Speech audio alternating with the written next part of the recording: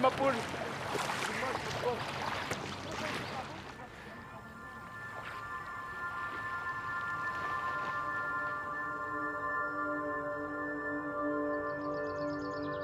Au début, je voulais juste tourner quelques images autour de chez moi. Dave et son rivage, l'île, les voiliers.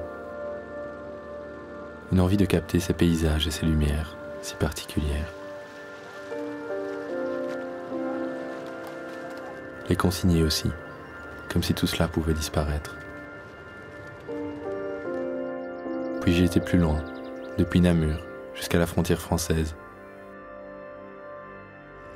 Beaucoup d'images d'abord, puis au fil du temps, de plus en plus de rencontres. Avec souvent un point commun, un lien, un attachement au fleuve.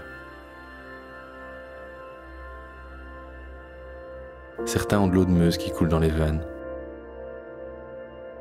Ils racontent l'étrange fascination qu'exerce sur eux le cours d'eau. Cette fascination ne date pas d'hier. Par le passé également, d'innombrables écrivains ont été inspirés par la Meuse. Victor Hugo, Marcel Proust, des peintres aussi. William Turner, Gustave Courbet. Parmi eux, l'artiste Félicien Rops et ses amis de la colonie d'Anserem.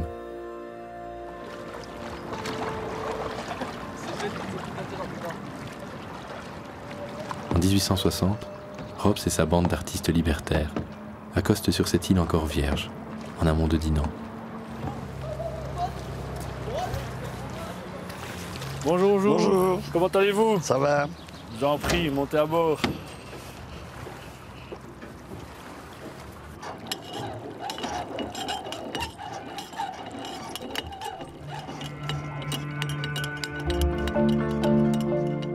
Ce qui amène Rops à Anserem, c'est le canotage. Il y vient d'abord en bateau. Il s'y installe parce qu'il trouve un accueil à l'auberge du repos des artistes, qui est tenu par Boussingault, qui a l'énorme avantage d'être un aubergiste qui s'intéresse à l'art et qui s'intéresse à la peinture.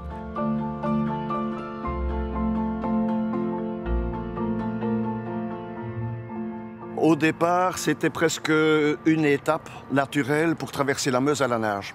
Puis finalement, comme c'était une assez grande surface qui était plane et qui était bien située, avec pour un peintre vu d'un côté sur Anserem, le pont Saint-Jean, et de l'autre côté sur le rocher Bayard, il n'y avait pas ce viaduc qui allait au-dessus.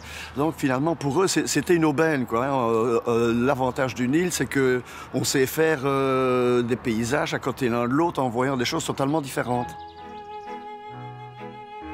Fuyant la bourgeoisie et ses conventions, ils s'y donnent rendez-vous chaque été pour peindre, se baigner et plus si affinité.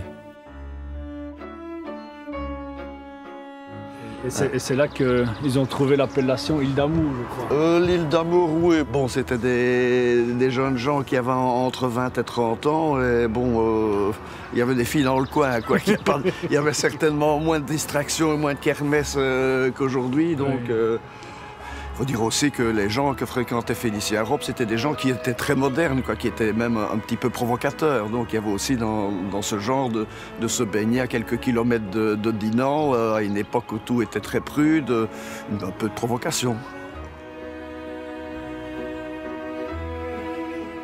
Caricaturiste féru de botanique, Félicien Rops est avant tout un dessinateur. Libéré de toute contrainte, c'est ici, sur l'île d'Anserem, qu'il va radicalement faire évoluer la peinture du 19e siècle, en y créant l'impressionnisme belge. C'est un peintre qui adorait peindre dehors, et qui adorait peindre pour son plaisir. Et comme il ne devait pas vendre absolument ses peintures, il était totalement libre de faire toutes ses recherches, quoi. Et parfois aller assez loin. Il y a certaines petites études de la Meuse qui sont quasiment proches de l'abstraction.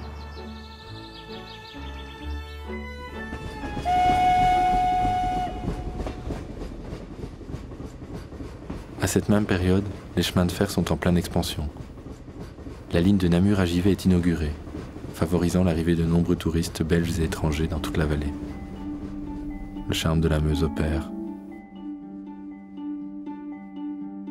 Dave, Profonde Ville, puis Dinan et Walsall voient alors rapidement s'ériger de très nombreux hôtels.